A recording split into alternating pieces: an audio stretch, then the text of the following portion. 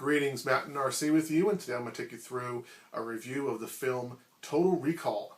This is a remake of the 90s classic starring Arnold Schwarzenegger, although classic may be a little too generous based on if you've seen it recently.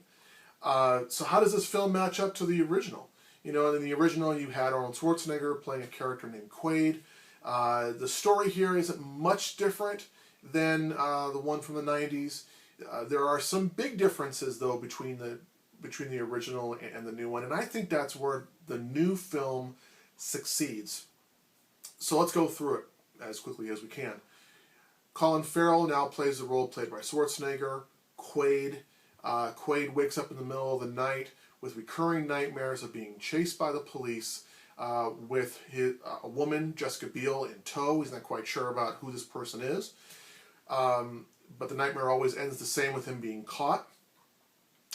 Quaid's wife, Laurie, played by Kate Beckinsale, who was played by Sharon Stone in the original, is worried about Quaid's recurring nightmares, but encourages him to get sleep. The environment of the new Total Recall is much different than the original. A massive biological war has resulted, leaving only two places on the planet that are inhabitable. The colony, which is Australia, and the Federation of New Britain, so actually Great Britain. And travel between these two places is done via a core shuttle. So as this gigantic tube-shaped shuttle approaches the core of the Earth, gravity ceases for a few moments, leading the shuttle back to the Federation. Well, in New Britain, that's where Farrell works. He's given a card by a fellow worker to say, hey, go to this place called Recall. They do memory implants. They can give you the perfect kind of thing you've been looking for. And so Farrell decides to go, and hoping to get implants of, you guessed it, the secret agent. Well, once the recall begins, all of a sudden Quaid's lair, that has been his real true personality, comes out, and the people at Recall realize, whoa, something's going on. He really is an agent. And that's where everything begins to fall apart. His wife, Laurie, played by Kate Beckinsale, is really not his wife. She's a plant, and she's a deadly assassin. And so the two mix it up. Well, after Farrell runs, he meets Jessica Biel on the street, and they go through a really great car chase in the film. This version is different than the original because there's no Mars. They don't go to Mars trying to put hands in weird locations, whatever that stupid thing was that Schwarzenegger did.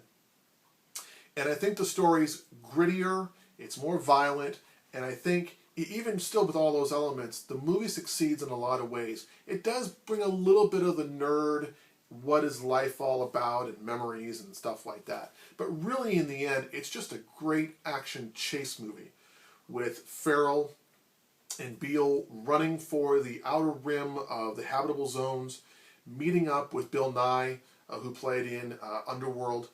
He's the underground agent, kind of in charge of the whole resistance, whose attacks have been happening more in Federation of New Britain, which really upsets the Chancellor Cohagen, played by Bryan Cranston. But I think in every way, the new version is far superior. There's none of the cheesy lines, consider it a divorce, when Schwarzenegger caps Sharon Stone. I think the chase scenes are much better. The dialogue is more serious, but there are these moments of dry, witty humor. Special effects are really great.